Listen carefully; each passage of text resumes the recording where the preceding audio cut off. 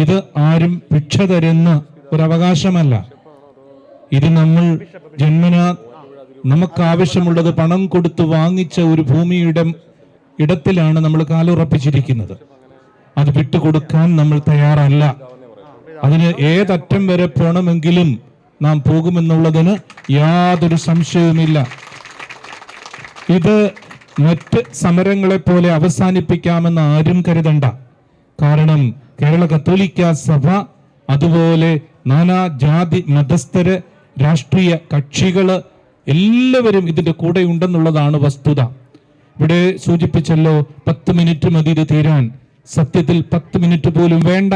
കാരണം ഒരവകാശം കൊടുക്കുന്നതിനൊരു വാക്ക് മതി. ആ വാക്കിന് അപ്പുറത്തേക്കൊന്നും പോകേണ്ട, ഒരു നിമിഷം മതി. ഇത് ഞങ്ങളുടേതല്ല നിങ്ങളുടേതാണെന്ന് പറയാൻ വഖഫ് ബോർഡിന് കഴിയണം.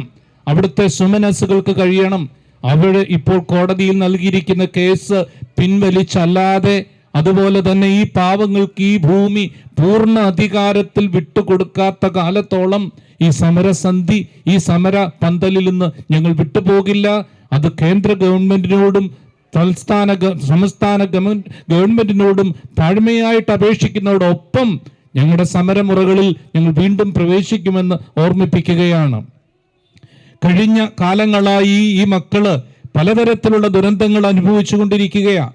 ജാതി മതഭേദമന്യേ വെള്ളപ്പൊക്കമുണ്ടായപ്പോൾ ഇവിടെ നിന്ന് ഇവിടുത്തെ മക്കൾ ഇറങ്ങി വന്ന് കേരളത്തിന് കൈകൊടുത്തു താങ്ങായി നിന്നു.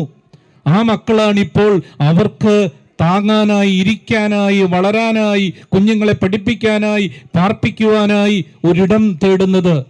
അത് നീതി എന്നുള്ള വാക്കിൽ അതിനെ തളയ്ക്കേണ്ട. ഇത് അവകാശം തന്നെയാണ്, ജന്മ അവകാശമാണ്.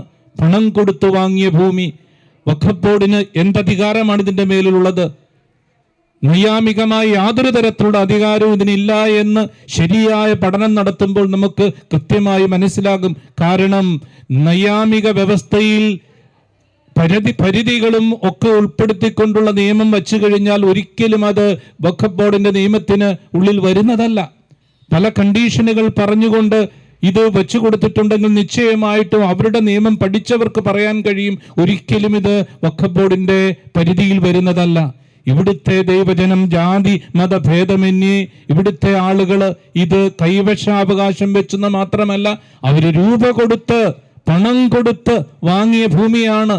ഗവൺമെന്റ് അതിനകത്ത് ഇടപെട്ട് കരമടയ്ക്കാനും അവർക്ക് താമസിക്കാനുമുള്ള ഇടം ഉറപ്പാക്കണമെന്ന് പ്രത്യേകമായ ശബ്ദത്തില്, ഉയർന്ന സ്വരത്തില് ഈ സമൂഹത്തിന്റെ എല്ലാം വികാരങ്ങൾ ഒപ്പിയെടുത്ത് അവരുടെ ആവശ്യവും സങ്കടവും മനസ്സിൽ സൂക്ഷിച്ചുകൊണ്ട് ഞങ്ങൾ ഉറക്കെ പ്രഖ്യാപിക്കുകയാണ്. ഞങ്ങൾ തളരുകയില്ല, ഞങ്ങളെ തകർക്കാൻ ആർക്കും കഴിയുകയില്ല.